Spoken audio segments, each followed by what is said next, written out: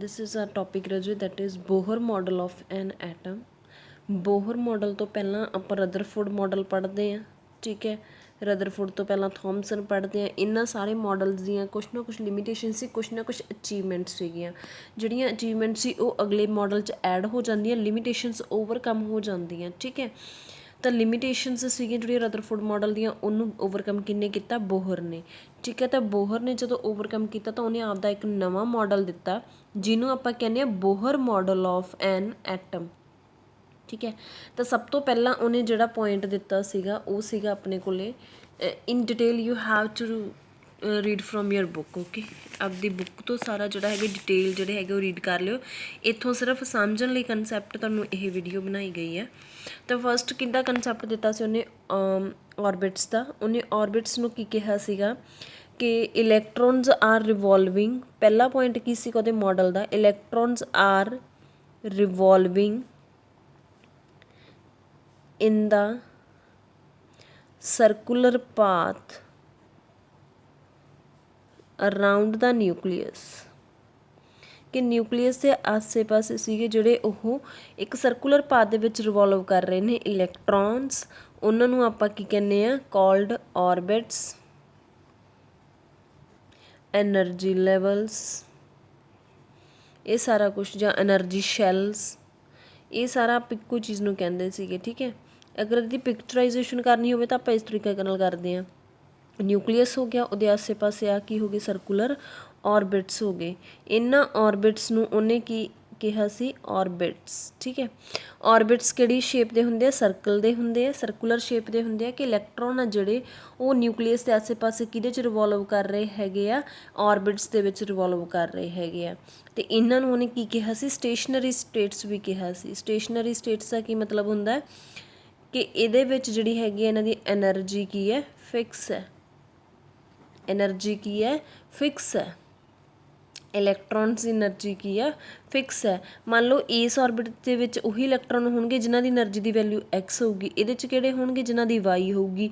ਇਹ ਨਹੀਂ ਹੈਗਾ ਵੀ ਕਿਸੇ ਵੀ ਐਨਰਜੀ ਵਾਲੇ ਕੋਈ ਵੀ ਇਲੈਕਟ੍ਰੋਨ ਆ ਕੇ ਕਿਸੇ ਵੀ ਔਰਬਿਟ 'ਚ ਹੋ ਸਕਦੇ ਆ। ਉਹਨਾਂ ਦੀ ਐਨਰਜੀ ਵੈਲਿਊ ਹੋਊਗੀ ਐਕਸ, ਅਗਰ ਹੋਊਗੀ ਤਾਂ ਉਹ ਇਸ 'ਚ ਆਉਣਗੇ। ਮੈਂ ਐਕਸ ਵਾਈ ਵੈਸੇ ਵੀ ਜਿਹੜਾ ਯੂਜ਼ ਕਰ ਰਹੀ ਹਾਂ, ਅਦਰਵਾਈਜ਼ ਇਹ ਨਿਊਮੈਰੀਕਲ ਵੈਲਿਊ ਹੁੰਦੀ ਹੈ ਜਿਹੜੀ ਲੇਟਰ ਔਨ ਬੋਹਰ ਨੇ ਆਪਾਂ ਨੂੰ ਦਿੱਤੀ ਵੀ ਸੀਗੀ, ਠੀਕ ਹੈ। That we will discuss in the next point, ਠੀਕ ਹੈ। ਦੈਨ ਉਸ ਤੋਂ ਬਾਅਦ ਹੁਣ ਸੈਕਿੰਡ ਪੁਆਇੰਟ ਉਹਨੇ ਕੀ ਦਿੱਤਾ ਸੀ? ਪਹਿਲੇ ਪੁਆਇੰਟ 'ਚ ਕੀ ਦੱਸਿਆ ਉਹਨੇ? ਕਿ ਜਿਹੜੇ ਇਲੈਕਟ੍ਰੋਨਸ ਆ ਉਹ ਨਿਊਕਲੀਅਸ ਦੇ ਆਸੇ ਪਾਸੇ ਰਿਵੋਲਵ ਕਰਦੇ ਆ ਸਰਕੂਲਰ ਪਾਥ ਦੇ ਵਿੱਚ, ਅਤੇ ਉਸ ਪਾਥ ਨੂੰ ਆਪਾਂ ਕੀ ਕਹਿੰਦੇ ਆ? ਔਰਬਿਟ ਕਹਿੰਦੇ ਆ। ਉਸ ਪਾਥ ਨੂੰ ਕੀ ਕਹਿੰਦੇ ਆ ਆਪਾਂ? ਔਰਬਿਟ ਕਹਿੰਦੇ ਆ। ਔਰ ਇਹਨਾਂ ਨੂੰ ਸਟੇਸ਼ਨਰੀ ਸਟੇਟਸ ਵੀ ਸਟੇਸ਼ਨਰੀ ਸਟੇਟਸ ਵੀ ਕਿਹਾ ਉਹਨੇ। ਸਟੇਸ਼ਨਰੀ ਸਟੇਟਸ ਕਿਉਂ ਕਿਹਾ? ਕਿਉਂਕਿ ਇਹਨਾਂ ਦੀ ਐਨਰਜੀ ਕੀ, ਇਹਨਾਂ ਵਿੱਚ ਇਲੈਕਟ੍ਰੋਨਸ ਦੀ ਐਨਰਜੀ ਕੀ ਹੁੰਦੀ ਹੈ? ਫਿਕਸ ਹੁੰਦੀ ਹੈ, ਠੀਕ ਹੈ। ਤਾਂ ਪਹਿਲੇ ਪੁਆਇੰਟ 'ਚ ਉਹਨੇ ਔਰਬਿਟ ਦਾ ਕੰਸੈਪਟ ਦਿੱਤਾ। ਸੈਕਿੰਡ ਪੁਆਇੰਟ ਕੀ ਕਿਹਾ ਉਹਨੇ? The energy of electron in the orbit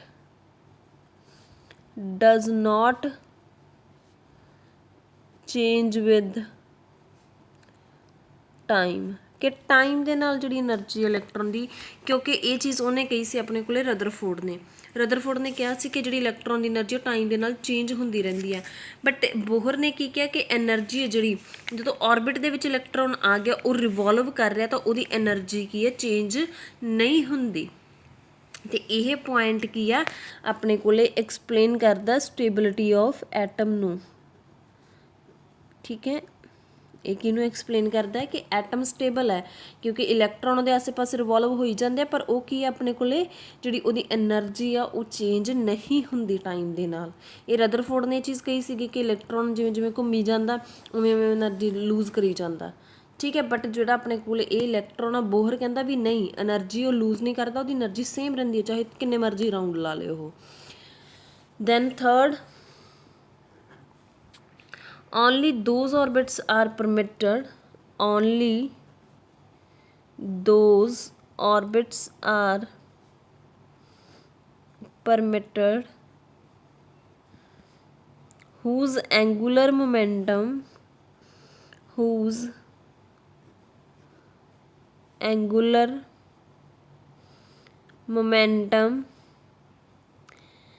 is इस फॉर्मूले ते बेस्ड होगी angular momentum n into H by 4 pi. ਹੁਣ ਉਹ ਕੀ ਕਹਿੰਦਾ ਕਿ ਆਪਣੇ ਕੋਲ ਇਹ ਨਹੀਂ ਹੈਗਾ ਵੀ ਆਪਾਂ ਕੋਈ ਵੀ ਸਰਕਲ ਬਣਾਤਾ ਤੇ ਉਹਦੇ 'ਚ ਇਲੈਕਟ੍ਰੋਨ ਹੋ ਜਾਣਗੇ, ਸਿਰਫ ਉਹਨਾਂ ਆਰਬਿਟਸ ਦੇ ਵਿੱਚ ਇਲੈਕਟ੍ਰੋਨਸ ਹੋਣਗੇ ਕਿ ਜਿਨ੍ਹਾਂ ਦੀ angular momentum in detail you people will learn in physics, but ਇੱਥੇ ਮੈਂ ਦੱਸ ਦਿੰਦੀ ਹਾਂ ਕਿ ਇੱਕ ਹੁੰਦੀ ਹੈ ਲੀਨੀਅਰ ਮੋਮੈਂਟਮ। ਲੀਨੀਅਰ ਕਿਹਦੇ 'ਤੇ ਹੁੰਦੀ, ਜਦੋਂ ਚੀਜ਼ਾਂ ਲਾਈਨ 'ਚ ਜਾ ਰਹੀਆਂ ਨੇ। ਐਂਗੂਲਰ ਮੋਮੈਂਟਮ ਪ੍ਰੋਪਰਟੀ ਹੁੰਦੀ ਹੈ ਜਦੋਂ ਕੋਈ ਚੀਜ਼ ਕਿਸੇ ਐਂਗਲ 'ਤੇ ਮੂਵ ਕਰ ਰਹੀ ਹੈ। ਹੁਣ ਇਹ ਚੀਜ਼ ਕਿਉਂਕਿ ਸਰਕੂਲਰ ਹੈ ਤਾਂ ਸਰਕੂਲਰ ਮੀਨਸ ਇਹ ਲੀਨੀਅਰ ਤਾਂ ਨਹੀਂ ਜਾ ਰਹੀ, ਸਿੱਧੀ ਤਾਂ ਨਹੀਂ ਜਾ ਰਹੀ, ਤਾਂ ਕਿਸੇ ਐਂਗਲ 'ਤੇ ਮੂਵ ਕਰ ਰਹੀ ਹੈ ਅਤੇ ਇਹਨਾਂ ਦਾ ਐਂਗੂਲਰ ਮੋਮੈਂਟਮ ਹੁੰਦਾ। ਠੀਕ ਹੈ, ਐਂਗੂਲਰ ਮੋਮੈਂਟਮ ਦਾ ਫਾਰਮੂਲਾ ਹੁੰਦਾ MVR। ਇਹ ਐਂਗੂਲਰ ਮੋਮੈਂਟਮ ਦਾ ਫਾਰਮੂਲਾ ਹੁੰਦਾ। ਇਨ ਡਿਟੇਲ ਤੁਹਾਡੇ ਕੋਲ ਇਹ ਫਿਜ਼ਿਕਸ 'ਚ ਹੈਗਾ। ਅਤੇ ਇੱਥੇ ਤੁਸੀਂ ਇੰਨਾ ਹੀ ਇਹਦਾ ਧਿਆਨ ਰੱਖੋ ਵੀ ਉਹ ਮੋਮੈਂਟਮ ਜਾਂ ਉਹ ਮੂਵਮੈਂਟ ਜਿਹੜੀ ਐਂਗਲ 'ਤੇ ਹੁੰਦੀ ਹੈ। ਠੀਕ ਹੈ, ਉਹਨੂੰ ਫਾਈਂਡ ਕਰਨ ਲਈ। ਦਾ ਥਰਡ ਪੁਆਇੰਟ ਬਹੁਤ ਇੰਪੋਰਟੈਂਟ ਹੈ ਕਿ ਆਪਾਂ ਇਹ ਨਹੀਂ ਹੈਗਾ ਕਿਸੇ ਵੀ ਔਰਬਿਟ ਦੇ ਵਿੱਚ ਇਲੈਕਟ੍ਰੋਨਸ ਪਾ ਦਈਏ, ਸਿਰਫ ਉਹਨਾਂ ਔਰਬਿਟਸ ਦੇ ਵਿੱਚ ਜਿਹੜੇ ਹੈਗੇ ਇਲੈਕਟ੍ਰੋਨਸ ਹੋਣਗੇ ਜਿਨ੍ਹਾਂ ਦੇ ਐਂਗੂਲਰ ਮੋਮੈਂਟਮ ਦੀ, ਹਰੇਕ ਔਰਬਿਟ ਦੀ ਆਪਦੀ ਐਂਗੂਲਰ ਮੋਮੈਂਟਮ ਹੋਊਗੀ। ਠੀਕ ਹੈ ਬੱਚੇ, ਕਿਉਂਕਿ ਉਹਦੇ ਵਿੱਚ ਮਾਸ, ਵੈਲੋਸਿਟੀ ਅਤੇ ਰੇਡੀਅਸ 'ਤੇ ਡਿਪੈਂਡ ਕਰਦੀ ਪਈ ਆ। ਠੀਕ ਹੈ, ਤਾਂ ਐਂਗੂਲਰ ਮੋਮੈਂਟਮ ਦੀ ਵੈਲਿਊ ਕੀ ਹੋਊਗੀ, integral multiple of h by 4 pi is integral multiple of h by 4 pi. h Planck constant ਹੈ, 4 ਹੀ ਹੈ, ਪਾਈ ਤੁਹਾਨੂੰ ਪਤਾ ਹੀ ਹੈ 22/7 ਹੁੰਦੀ ਹੈ।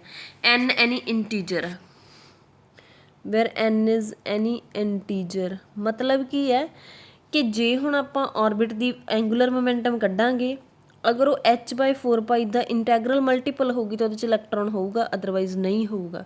For example,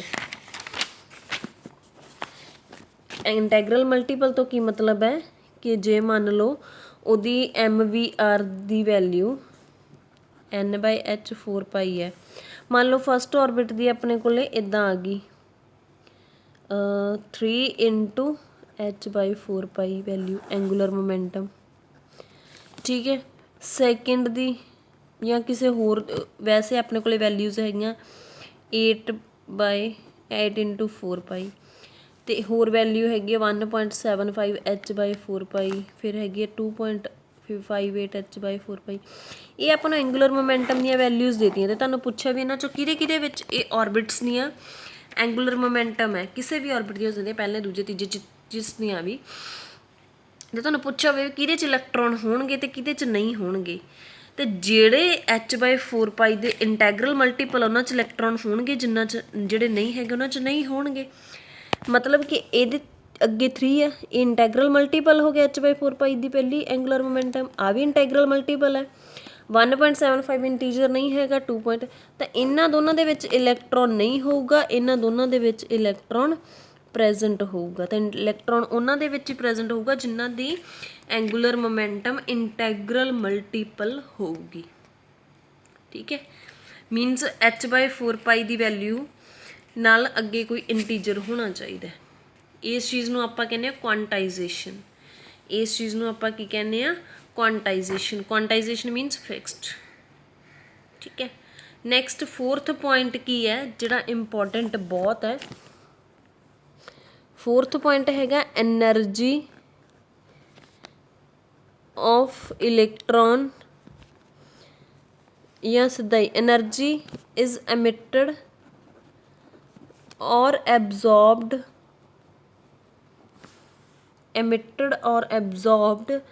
only when the electron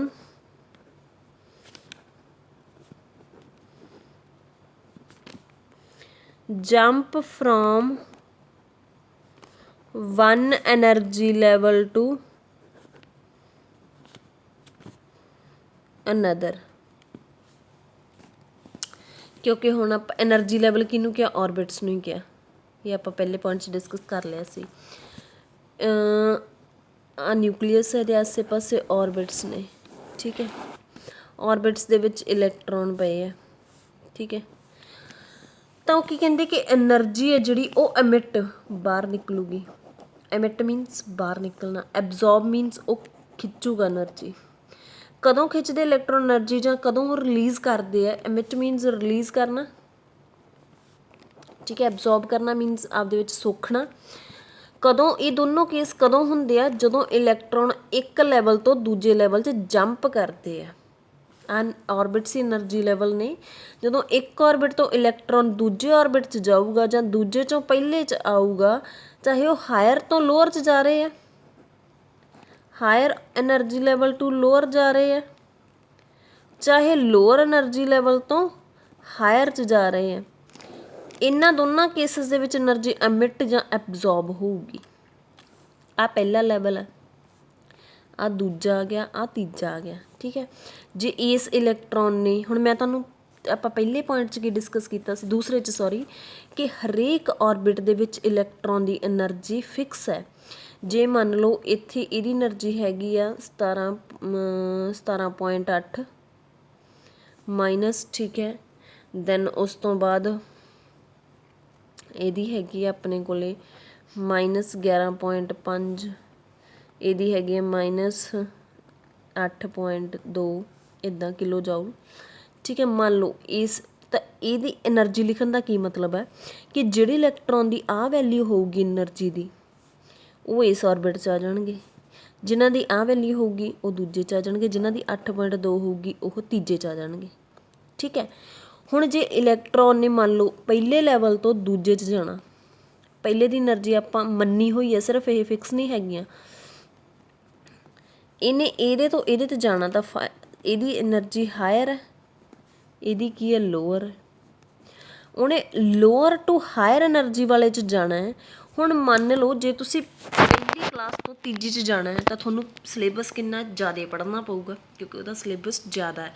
ਉਵੇਂ ਜੇ ਹੁਣ ਪਹਿਲੇ 'ਚ ਹੈ ਅਤੇ ਪਹਿਲੇ ਦੀ એનર્ਜੀ ਘੱਟ ਹੈ ਅਤੇ ਦੂਜੇ ਦੀ એનર્ਜੀ ਕੀ ਹੈ ਜ਼ਿਆਦਾ, ਮੀਨਜ਼ ਇਹਨੂੰ ਹੁਣ ਜ਼ਿਆਦਾ એનર્ਜੀ ਲੈਣੀ ਪਊਗੀ। ਇਹਦੇ ਲਈ ਸਿਲੇਬਸ ਕੀ ਹੈ? એનર્ਜੀ ਹੈ, ਅਤੇ ਇਹਨੂੰ એનર્ਜੀ ਲੈਣੀ ਪਊਗੀ, ਫਿਰ ਹੀ ਉਸ ਲੈਵਲ 'ਚ ਜਾ ਪਾਊਗਾ। ਕਿਉਂਕਿ ਆਪਾਂ ਕਿਹਾ ਵੀ ਜੇ એનર્ਜੀ ਇੰਨੀ ਹੋਊਗੀ ਤਾਂ ਇਲੈਕਟ੍ਰੋਨ ਇੱਥੇ ਆਊਗਾ, ਅਦਰਵਾਈਜ਼ ਨਹੀਂ ਆਊਗਾ। ਇਹ ਆਪਾਂ ਸੈਕਿੰਡ ਪੁਆਇੰਟ 'ਚ ਪੜ੍ਹ ਚੁੱਕੇ ਹਾਂ। ਤਾਂ ਦੈਟ ਮੀਨਜ਼ ਜਿੰਨੀ એનર્ਜੀ ਦੀ ਵੈਲਿਊ ਘੱਟ ਹੈਗੀ ਹੈ 6-7 ਜਾਊਲ ਕਿਲੋ ਜਾਊਲ, ਉਹ ਪਹਿਲਾਂ ਆਪਾਂ ਇਹਨੂੰ ਦੇਵਾਂਗੇ। એનર્ਜੀ ਕਿਸੇ ਵੀ ਫਾਰਮ 'ਚ ਦਿੱਤੀ ਜਾ ਸਕਦੀ ਹੈ। ਆਪਾਂ ਉਹਨੂੰ ਹੀਟ ਕਰ ਸਕਦੇ ਹਾਂ, ਆਪਾਂ ਨੂੰ ਇਲੈਕਟ੍ਰੀਸਿਟੀ ਪ੍ਰੋਵਾਈਡ ਕਰ ਸਕਦੇ ਹਾਂ, ਕਿਸੇ ਵੀ ਤਰੀਕੇ ਨਾਲ ਦਿੱਤੀ ਜਾ ਸਕਦੀ ਹੈ। ਜਦੋਂ ਪਹਿਲੇ ਲੈਵਲ ਵਾਲੇ ਇਲੈਕਟ੍ਰੋਨ ਕੋਲ એનર્ਜੀ ਆ ਗਈ 11.5 ਤੱਕ ਪਹੁੰਚ ਗਿਆ ਉਹ, ਤਾਂ ਮੀਨਜ਼ ਉਹ ਕਿਹਦੇ 'ਚ ਜਾਊਗਾ? ਸੈਕਿੰਡ ਲੈਵਲ 'ਚ ਜਾਊਗਾ। ਤਾਂ ਉਹ એનર્ਜੀ ਲੈ ਕੇ ਜਾ ਰਿਹਾ, ਮੀਨਜ਼ ਉਹ એનર્ਜੀ ਕੀ ਕਰ ਰਿਹਾ? ਐਬਜ਼ੋਰਬ ਕਰ ਰਿਹਾ। ਮੀਨਜ਼ ਉਹ એનર્ਜੀ ਕੀ ਕਰ ਰਿਹਾ ਹੈਗਾ ਆਪਣੇ ਕੋਲੇ? ਐਬਜ਼ੋਰਬ ਕਰ ਰਿਹਾ, ਉਹ ਗੇਨ ਕਰ ਰਿਹਾ એનર્ਜੀ, ਕਿਉਂਕਿ ਗੇਨ ਕਰਕੇ ਹਾਇਰ 'ਚ ਜਾਊਗਾ। ਹੁਣ ਜੇ ਤੁਹਾਡੇ ਕੋਲੇ ਕੇਸ ਹੈਗਾ, ਇਹ ਕਿਹੜਾ ਹੋ ਗਿਆ? ਲੋਅਰ ਟੂ ਹਾਇਰ 'ਚ એનર્ਜੀ ਕੀ ਹੋਊਗੀ? ਐਬਜ਼ੋਰਬ ਹੋਊਗੀ, ਠੀਕ ਹੈ। એનર્ਜੀ ਕੀ ਹੋਏਗੀ? ਐਬਜ਼ੋਰਬ ਹੋਏਗੀ। ਹੁਣ ਇਨ ਦਾ ਸਿਮਿਲਰ ਵੇ ਜੇ ਆਪਾਂ ਉਲਟ ਕਰ ਦਿੰਦੇ ਹਾਂ, ਸੈਕਿੰਡ ਟੂ ਫਸਟ ਜਾਣਾ। ਹੁਣ ਜੇ ਕਿਸੇ ਥਰਡ ਵਾਲੇ ਬੱਚੇ ਨੇ ਫਸਟ 'ਚ ਜਾਣਾ ਹੋਵੇ ਤਾਂ ਉਹਨੂੰ ਸਿਲੇਬਸ ਕੀ ਆ? ਪੜ੍ਹਨ ਦੀ ਲੋੜ ਹੀ ਨਹੀਂ, ਉਹ ਤਾਂ ਐਸ਼ ਕਰੂਗਾ ਕਿਉਂਕਿ ਮੈਂ ਪਹਿਲੇ ਪੜ੍ਹਿਆ ਹੋਇਆ, ਉਦੋਂ ਉੱਪਰ ਜ਼ਿਆਦਾ ਹੀ ਪੜ੍ਹਿਆ ਹੋਇਆ, ਤਾਂ ਮਤਲਬ ਮੈਨੂੰ ਲੋੜ ਹੀ ਨਹੀਂ ਗੀ, ਸਗੋਂ ਉਹਦੇ ਲਈ ਤਾਂ ਬੋਝ ਘੱਟ ਜੂਗਾ। ਤਾਂ ਇਵੇਂ ਕੀ ਹੋ ਜੂਗਾ? ਹੁਣ ਜੇ 11.5 ਆ ਮਾਈਨਸ, ਅਤੇ ਇਹ ਕੀ ਆ -17.8 ਹੈ, ਤਾਂ ਇਹਨੂੰ એનર્ਜੀ ਕੀ ਆ? ਆਪਦੀ ਘਟਾਉਣੀ ਪਊਗੀ। ਅਤੇ એનર્ਜੀ ਘਟਾਊਗਾ ਕਿਵੇਂ? ਆਪਦੀ ਰਿਲੀਜ਼ ਕਰਕੇ। ਮੀਨਜ਼ ਇਹਦੇ 'ਚ એનર્ਜੀ ਕੀ ਹੋਊਗੀ? ਐਮਿਟ ਹੋਊਗੀ। ਮੀਨਜ਼ ਜਦੋਂ ਉਹਨੇ ਹਾਇਰ એનર્ਜੀ ਤੋਂ ਲੋਅਰ એનર્ਜੀ ਜਾਊਗਾ ਇਲੈਕਟ੍ਰੋਨ, ਤਾਂ એનર્ਜੀ ਕੀ ਹੁੰਦੀ ਹੈ? ਐਮਿਟ ਹੁੰਦੀ ਹੈ। ਹਾਇਰ ਤੋਂ ਲੋਅਰ ਜਾਂਦਾ ਤਾਂ ਐਮਿਟ ਹੁੰਦੀ ਹੈ। એનર્ਜੀ ਐਬਜ਼ੋਰਬ ਕਦੋਂ ਹੁੰਦੀ ਹੈ? ਜਦੋਂ ਲੋਅਰ ਲੈਵਲ ਤੋਂ ਹਾਇਰ ਲੈਵਲ 'ਚ ਜਾਂਦਾ, ਠੀਕ ਹੈ। ਦੈਨ ਔਰ ਰੇਡੀਏਸ਼ਨਸ ਦੀ ਫਾਰਮ ਦੇ ਵਿੱਚ એનર્ਜੀ ਐਮਿਟ ਜਾਂ ਐਬਜ਼ੋਰਬ ਹੁੰਦੀ ਹੈ। ਐਮਿਟ ਅਤੇ ਐਬਜ਼ੋਰਬ ਕਿਹਦੀ ਫਾਰਮ 'ਚ ਹੁੰਦੀ ਹੈ? ਇਨ ਦਾ ਫਾਰਮ ਆਫ ਰੇਡੀਏਸ਼ਨਸ। ਰੇਡੀਏਸ਼ਨਸ ਹਰੇਕ ਲਈ ਅਲੱਗ ਅਲੱਗ એનર્ਜੀ ਦੀਆਂ ਹੋਣਗੀਆਂ। ਕਈ ਵਾਰੀ UV ਰੇਡੀਏਸ਼ਨਸ ਆ ਜਾਂਦੀਆਂ, ਕਈ ਵਾਰੀ IR ਆ ਜਾਂਦੀਆਂ, ਕਈ ਵਾਰੀ ਵਿਜ਼ੀਬਲ 'ਚੋਂ ਆ ਜਾਂਦੇ ਆ, ਠੀਕ ਹੈ। ਤਾਂ ਉਹ ਜਿਹੜੀਆਂ ਰੇਡੀਏਸ਼ਨਸ ਆ ਉਹ ਅਲੱਗ ਅਲੱਗ એનર્ਜੀ 'ਤੇ ਡਿਪੈਂਡ ਕਰੂਗਾ ਵੀ ਲੈਵਲ ਦੀ ਕਿਹੜੀ એનર્ਜੀ ਕਿੰਨਾ ਡਿਫਰੈਂਸ ਹੈ, ਠੀਕ ਹੈ। ਹੁਣ ਜੇ ਆਪਾਂ ਇਹ ਕਹੀਏ ਵੀ એનર્ਜੀ ਉਹਨੂੰ ਕਿੰਨੀ ਲੈ ਕੇ ਜਾਣੀ ਪੈਂਦੀ ਹੈ, ਤਾਂ ਜੇ ਆਪਾਂ ਇੱਥੇ ਲੈਵਲਸ ਬਣਾ ਲਈਏ, ਮੰਨ ਲਓ ਆਹ ਫਸਟ ਲੈਵਲ ਹੈ, ਇਹ ਸੈਕਿੰਡ ਲੈਵਲ ਹੋ ਗਿਆ। ਅਤੇ ਜੇ ਇਹਦੇ ਵਿੱਚ ਇਲੈਕਟ੍ਰੋਨ ਪਿਆ ਹੈਗਾ, ਇੱਥੇ ਇਲੈਕਟ੍ਰੋਨ ਨੇ ਉੱਪਰ ਜਾਣਾ, ਤਾਂ ਆਹ E1 ਹੈ, ਆਹ E2 ਹੈ। ਇਹ એનર્ਜੀ ਲੈਵਲਸ ਦਿੱਤੇ ਆ ਵੀ ਆਹ E1 એનર્ਜੀ ਲੈਵਲ ਹੈ, एनर्जी लैवल, ये E2 एनर्जी लैवल है। तो हुण आपां की किहा सी भी उहने जे इत्थों 17.8 ਤੋਂ 11.5 तक एनर्जी चाहिए, मतलब आपां नूं किवें पता लगूगा, इनू इहदे चों आपां की कर देंगे माइनस कर देंगे। तो जे हुण अपने कोले यही है, फिर इनू आपां की कहने आ जिहड़ा इन्हां च डिफरेंस हुंदा उहनूं डेल्टा ई नाल डिनोट करते हैं। Delta E equal to E2 minus E1 कि उहनूं एनर्जी रिक्वायर्ड, एनर्जी रिलीजड और एबजॉर्बड कि किन्नी अमाउंट जे आपां कड्ढणी होवे ना, भी किन्नी एनर्जी आपां देवांगे इलैक्ट्रॉन नूं, वो हायर लैवल ते जाऊगा ते किन्नी इमिट करके लोअर ते आऊगा, तो वो दो एनर्जी लैवल दे डिफरेंस ते डिपेंड करदी है। दो एनर्जी लैवल दे एनर्जी डिफरेंस ते डिपेंड करदी है। तो डिफरेंस आपां डेल्टा ई नाल डिनोट करते हैं, तो उन्हें कैलकुलेट करना तो E2 माइनस E1 कर दिओ। ठीक है, तो तुहाडे कोले एनर्जी आ जूगी भी किन्नी एनर्जी तुसीं होर देनी है इलैक्ट्रॉन नूं जे उहने हायर च जाना, तो जे वो वापस लोअर च आ रहा तो किन्नी एनर्जी वो अमिट करके आऊगा। ठीक है, तो जे क्वेश्चन आउंदा तुहानूं कि दो लैवल दिते होण, एनर्जी दित्ती होवे, तो फिर तुसीं एनर्जी किवें कैलकुलेट करनी है, E2 माइनस E1 ला के। ठीक है, तो इलैक्ट्रॉन जदों हायर स्टेट च जाऊगा तो एनर्जी लैके जाऊगा, जे उन्हें लोअर स्टेट च आउणा तो एनर्जी अमिट करके आऊगा। ठीक है, जे तुसीं हायर क्लास जाना तो तुहानूं सिलेबस ज़्यादा पढ़ना पऊगा, तो उन्होंने भी एनर्जी ज़्यादा चाहिए है, तो जे लोअर च आउणा तो सिलेबस घट हुंदा, तुहाडा बोझ घट हुंदा, तो कि तुसीं घटा दिंदे हो, अमिट कर दिंदे हो सिलेबस नूं। ठीक है, तो ये इंपॉर्टेंट है point, and this is the 4th point. And basically इन्ने पॉइंट्स ही हैगे अपने कोले। ठीक है, उस तो बाद हैगा अपने कोले एनर्जी एंड रेडियस। ठीक है, बोहर 5th पॉइंट लिखो, Bohr calculated energy and radius of energy of electron and radius of orbit of hydrogen atom. उन्हें हाइड्रोजन एटम के इलैक्ट्रॉन की एनर्जी कड्ढी सी, ते एक उनके ऑर्बिट का रेडियस, क्योंकि सर्कुलर है तो सर्कल का की हुंदा, रेडियस हुंदा अपने कोले। ठीक है, एनर्जी लिए उन्हें फॉर्मूला दिता सी आपां नूं EN equal to minus RH1/n²। N orbit का नंबर कि पहला ऑर्बिट की फाइंड करनी है, दूजे की करनी है, तीजे की करनी है, N इंटीजर है। ठीक है, इंटैग्रल वैल्यू होगी यदि, तो RH अपने कोले की है 2π² me4/h², ये वैल्यू है। ठीक है, जिथे हुण मैं दस दिनी हाँ, पाई तुहानूं पता ही है, M मास ऑफ इलैक्ट्रॉन है, क्योंकि एनर्जी ऑफ इलैक्ट्रॉन है ये, तो मास ऑफ भी इलैक्ट्रॉन होगा, E चार्ज ऑफ इलैक्ट्रॉन होगा। ठीक है, H प्लैंक कॉन्सटेंट है,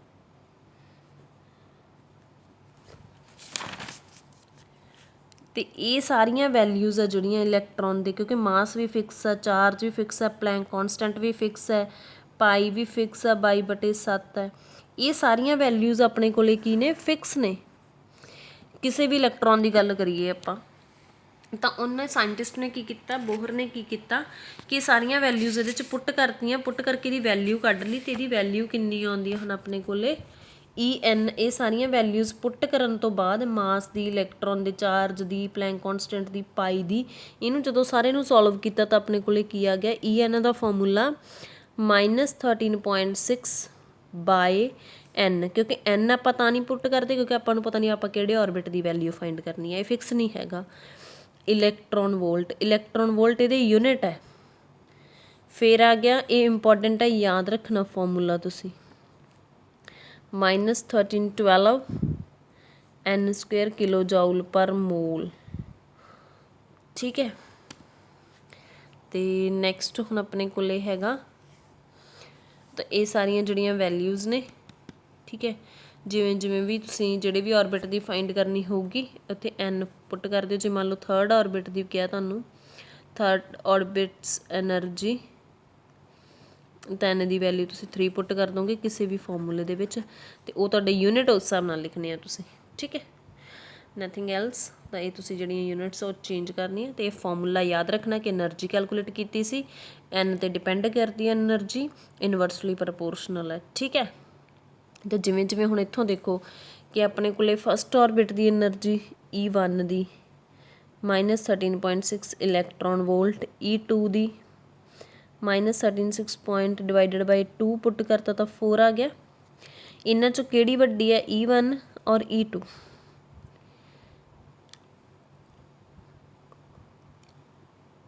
ਤਾਂ E2 ਕੀ ਹੋਊਗੀ, ਜ਼ਿਆਦਾ ਹੋਊਗੀ, ਕਿਉਂਕਿ ਨੈਗੇਟਿਵ ਸਾਈਨ ਹੈ ਅਤੇ ਇਹਦੀ ਵੈਲਿਊ ਘੱਟ ਆਊਗੀ, ਅਤੇ ਨੈਗੇਟਿਵ ਜਿੰਨਾ ਘੱਟ ਹੁੰਦਾ ਉਨਾ ਹੀ ਜ਼ਿਆਦਾ ਹੋਊਗੀ। ਮੀਨਜ਼ ਜਿਵੇਂ ਜਿਵੇਂ ਔਰਬਿਟ n ਇਨਕਰੀਜ਼ ਹੁੰਦਾ ਉਵੇਂ ਉਵੇਂ ਐਨਰਜੀ ਵੀ ਇਨਕਰੀਜ਼ ਹੁੰਦੀ ਹੈ। ਪਹਿਲੇ ਔਰਬਿਟ ਦੀ ਘੱਟ ਹੋਊਗੀ, ਦੂਜੇ ਦੀ ਜ਼ਿਆਦਾ ਹੋਊਗੀ, ਤੀਜੇ ਦੀ ਉਸ ਤੋਂ ਜ਼ਿਆਦਾ ਹੋਊਗੀ, ਚੌਥੇ ਦੀ ਉਸ ਤੋਂ ਜ਼ਿਆਦਾ ਹੋਊਗੀ। ਠੀਕ ਹੈ। ਉਸ ਤੋਂ ਬਾਅਦ ਆ ਗਿਆ ਰੇਡੀਅਸ, ਬੋਹਰ ਰੇਡੀਅਸ। ਇਹਦਾ ਫਾਰਮੂਲਾ ਹੈਗਾ RN n² h² 4π² me²z। Z ਵੈਸੇ ਨਹੀਂ ਲੈਂਦੇ ਆਪਾਂ ਕਿਉਂਕਿ ਆਪਣੇ ਕੋਲ ਹਾਈਡਰੋਜਨ ਦੀ ਗੱਲ ਕਰਦੇ ਹਾਂ ਤਾਂ ਆਪਣੇ ਕੋਲ ਕੀ ਆਉਂਦਾ, ਇਹ Z = 1 ਆਉਂਦਾ ਹੈ। ਅਤੇ ਇਸ ਸਾਰੀ ਚੀਜ਼ ਨੂੰ n ਨੂੰ ਛੱਡ ਕੇ A0 ਲਿਖਤਾ ਉਹਨੇ, ਤਾਂ RN = A0 n²। ਫਿਰ ਇਹ ਸਾਰੀਆਂ ਵੈਲਿਊਜ਼ ਫਿਕਸ ਨੇ, ਉਹਨਾਂ ਨੇ ਫਿਰ ਵੈਲਿਊਜ਼ ਪੁੱਟ ਕੀਤੀਆਂ ਤਾਂ RN ਕੀ ਆ ਗਿਆ ਆਪਣੇ ਕੋਲ 52.9 n² ਪਿਕੋਮੀਟਰਸ। ਠੀਕ ਹੈ, ਪਿਕੋਮੀਟਰਸ ਦੇ ਵਿੱਚ ਆ ਗਿਆ। ਅਤੇ ਇਹਦੇ ਵਿੱਚ ਹੁਣ ਆਪਣੇ ਕੋਲ ਕੀ ਹੈ ਕਿ ਇਹ ਰਿਲੇਸ਼ਨ ਵੀ ਇੰਪੋਰਟੈਂਟ ਹੈ ਤੁਹਾਡੇ ਲਈ ਕਿ R N ਦੇ ਡਾਇਰੈਕਟਲੀ ਪ੍ਰਪੋਰਸ਼ਨਲ। ਹੁਣ ਆਪਾਂ ਨੂੰ ਵੀ ਪਤਾ ਹੀ ਹੈ ਕਿ ਜਿਵੇਂ ਜਿਵੇਂ ਔਰਬਿਟ ਇੱਥੋਂ ਰੇਡੀਅਸ ਲੈਣਾ ਹੁੰਦਾ, ਆਹ ਪਹਿਲੇ ਔਰਬਿਟ ਦਾ ਇਹਦੇ ਲਈ n ਵੈਲਿਊ 1 ਹੈ, ਇਹਦੇ ਲਈ n 2 ਹੈ, ਤਾਂ ਇਹਦਾ ਰੇਡੀਅਸ ਜ਼ਿਆਦਾ ਹੋ ਗਿਆ। ਤਾਂ ਜਿਵੇਂ ਜਿਵੇਂ n ਇਨਕਰੀਜ਼ ਹੁੰਦਾ ਉਵੇਂ ਉਵੇਂ ਰੇਡੀਅਸ ਵੀ ਇਨਕਰੀਜ਼ ਹੁੰਦਾ। ਐਨਰਜੀ ਵੀ ਵੱਧਦੀ ਹੈ ਕਿ ਪਹਿਲੇ ਔਰਬਿਟ ਦੀ ਇਹਦੀ ਐਨਰਜੀ E2 ਜ਼ਿਆਦਾ ਹੋਊਗੀ, ਰੇਡੀਅਸ ਵੀ ਦੂਜੇ ਦਾ ਜ਼ਿਆਦਾ ਹੋਊਗਾ, ਤਾਂ n ਨਾਲ ਦੋਨੇ ਡਾਇਰੈਕਟਲੀ ਪ੍ਰਪੋਰਸ਼ਨਲ ਹੀ ਹੈ। ਠੀਕ ਹੈ। ਦੈਨ ਉਸ ਤੋਂ ਬਾਅਦ ਆ ਗਈਆਂ ਆਪਣੇ ਕੋਲ ਲਿਮਿਟੇਸ਼ਨਸ। ਨੋ ਡਾਊਟ ਬਹੁਤ ਸਾਰੀਆਂ ਸਕਸੈਸਿਸ ਸੀਗੀਆਂ ਇਹਦੀਆਂ ਲਿਮਿਟੇਸ਼ਨਸ ਆਫ ਬੋਹਰ ਮਾਡਲ, ਅਤੇ ਸਟਿਲ ਇਹਦੀਆਂ ਕਾਫੀ ਜਿਹੜੀਆਂ ਹੈਗੀਆਂ ਲਿਮਿਟੇਸ਼ਨਸ ਵੀ ਨੇ। ਠੀਕ ਹੈ। ਇੱਕ ਇਹਨੇ ਸਪੈਕਟਰਾ ਆਫ ਹਾਈਡਰੋਜਨ ਦਿੱਤਾ ਸੀ, ਜਿਹਦਾ ਡਿਫਰੈਂਟ ਵੀਡੀਓ ਹੈਗਾ ਸਪੈਕਟਰਾ ਆਫ ਹਾਈਡਰੋਜਨ ਦਾ। ਠੀਕ ਹੈ, ਉਹਦੇ 'ਤੇ ਡਿਸਕਸ ਕੀਤਾ ਹੋਇਆ, ਤਾਂ ਮੈਂ ਇੱਥੇ ਡਿਸਕਸ ਨਹੀਂ ਕੀਤਾ। ਤਾਂ ਲਿਮਿਟੇਸ਼ਨਸ ਆਫ ਬੋਹਰ ਮਾਡਲ ਕੀ ਸੀਗਾ ਕਿ ਉਹਨੇ ਹਾਈਡਰੋਜਨ ਦਾ ਸਪੈਕਟਰਾ ਦਿੱਤਾ ਸੀ, ਤਾਂ ਬਟ ਫਸਟ ਕੀ ਸੀ, ਉਹਨੇ ਸਪੈਕਟਰਾ ਦੇ ਵਿੱਚ ਕਹੀਆਂ ਸੀ ਵੀ ਲਾਈਨਸ ਬਣਦੀਆਂ ਨੇ, ਉਹਨੇ ਸਪੈਕਟਰਾ ਦੇ ਵਿੱਚ ਕੀ ਕਿਹਾ ਸੀ ਵੀ ਲਾਈਨਸ ਬਣਦੀਆਂ ਨੇ। ਠੀਕ ਹੈ। ਤਾਂ ਉਹ ਹੁਣ ਜਿਹੜਾ ਹੈਗਾ ਹੋਰ ਕੀ ਨੇ ਐਕਸਪਲੇਨ ਕਰ ਪਾਇਆ ਸੀ, it could not explain finer lines of hydrogen spectra, ਕਿ ਹਾਈਡਰੋਜਨ ਦੇ ਸਪੈਕਟਰਾ ਦੀਆਂ ਉਹਨੇ ਕਿਹਾ ਸੀ ਬਸ ਆ ਸਿੱਧੀਆਂ ਲਾਈਨਾਂ, ਪਰ ਇਹ ਲਾਈਨਸ ਅੱਗੋਂ ਵੀ ਛੋਟੀਆਂ ਛੋਟੀਆਂ ਲਾਈਨਸ ਦੇ ਵਿੱਚ ਟੁੱਟਦੀਆਂ ਨੇ, ਉਹਨੂੰ ਕਹਿੰਦੇ ਆਪਾਂ ਫਾਈਨਰ ਲਾਈਨਸ, ਕਿ ਉਹ ਨਹੀਂ ਦੱਸ ਸਕਿਆ ਸੀ। ਫਿਰ ਉਸ ਤੋਂ ਬਾਅਦ it could not explain spectra of multi-electron atoms।